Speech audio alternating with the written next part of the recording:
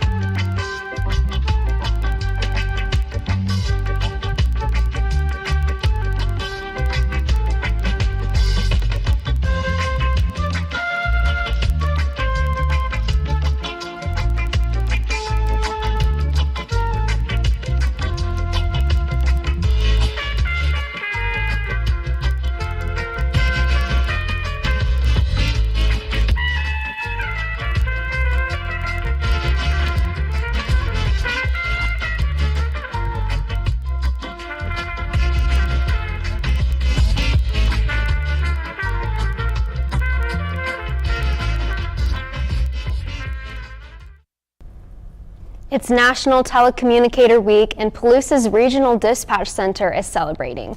According to Pullman Radio, Whitcomb dispatchers answered nearly 91,000 calls last year, entered nearly 65,000 calls for service, and completed almost 1,500 hours of training. Whitcomb dispatches emergency responders for Whitman County, Asotin County, and the city of Moscow. There is a City Hall meeting tomorrow at 7 p.m. They will be talking about multiple topics, including confirming a new appointment to the Neal Public Library of Trustees, approving ordinance to reduce the number of planning commissioners, as well as the possibility of authorizing a ground lease between the city and Friends of Gladish. Washington State University scientists led a pair of studies that looked into hyperaerobic oxygen therapy that may help people that are being treated for opioid addiction by reducing their methadone dose and better managing pain and withdrawal symptoms. We reached out to Marion Wilson of the WSU College of Nursing about why she is interested in doing this study. I was interested in this because of I've been looking at people with opioid use disorder who have pain. And as we've already talked about during the show, the weather certainly took a turn for the worse this weekend, if I do say so myself. Vasily, what can we expect in the next couple of days? So we already covered today, but tomorrow it is looking a little better. We are looking at 36 and then a low of 23. It's going to be cloudy, so we're not going to get any precipitation tomorrow. Hopefully, you never know with this crazy weather out here, but the sun's going to rise tomorrow at 6:06 for all you early risers, and then it's going to set at 7:32 p.m. We're looking at 8-mile-an-hour wind, so about half as much wind as we got today, so it should cool out on the wind for sure. Now let's move over to the state map.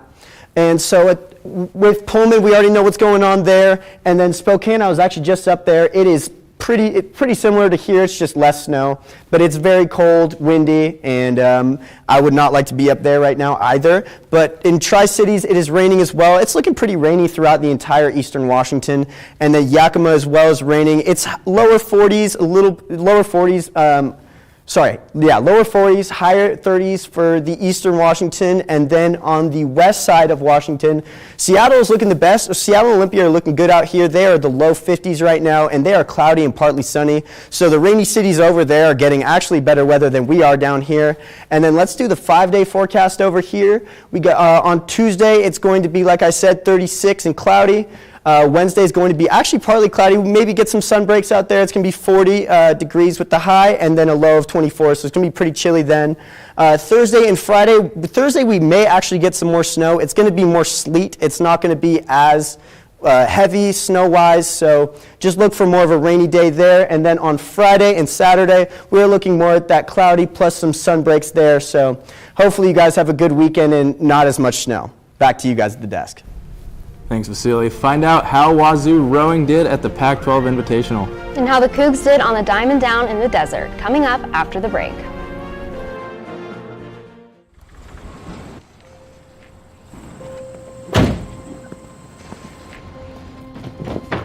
Dad, they took over my bedroom. Come on, come on.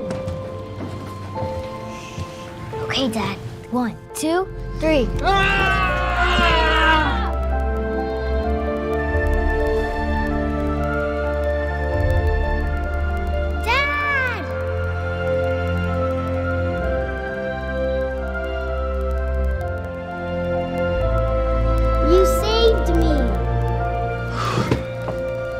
Dad? Are you okay? I'm fine, dear.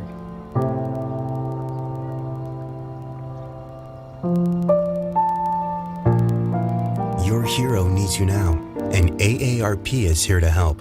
Find the care guides you need at aarp.org/caregiving.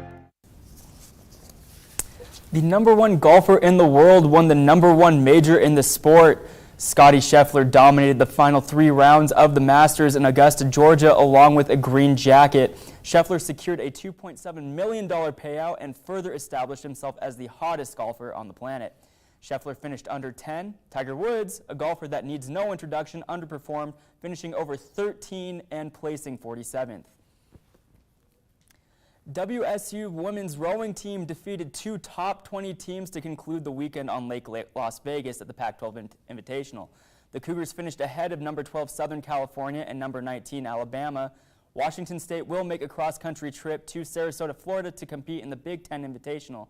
The two-day regatta will take place from April 15th to the 16th at Nathan Benderson Park.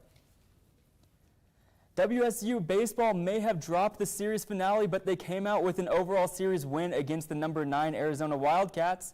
The Cougs clinched their first series win in Tucson since 2014 and posted their first road series win over a top 10 team since taking 2 of 3 at number 6 Oregon in 2012. Coming up next for the Cougs is a return home where they will host the California Golden Bears for a 3-game series starting Thursday. The Mariners are coming into the 2022 season with high expectations. Their first series of the season has been at Minnesota, where they have already taken a 2-1 lead in the series against the Twins. The final game of the series is on as we speak, as first pitch is scheduled to be thrown at 4:40 Pacific time. The Mariners will stay on the road for a while longer, as they will be traveling to Chicago tomorrow to face the White Sox for a 3-game series. Breaking news, less than a week after entering the transfer portal, Noah Williams has committed to the Purple School in Seattle. Williams had an intense rivalry with UW in his 3 years in Pullman, including UW students chanting UW reject at him during a game, but that clearly wasn't enough to keep him from enrolling there. Williams is coming off a down season, averaging only 9.5 points and shooting 26% from the 3. Thanks, Colby. Today is National Pet Day. Stay tuned for some pictures of our furry, maybe ferocious friends after the break.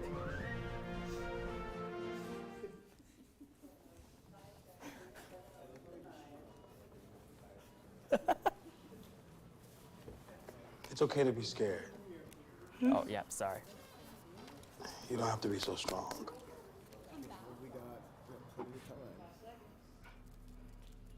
You guys want to talk about our pets? It's not optional.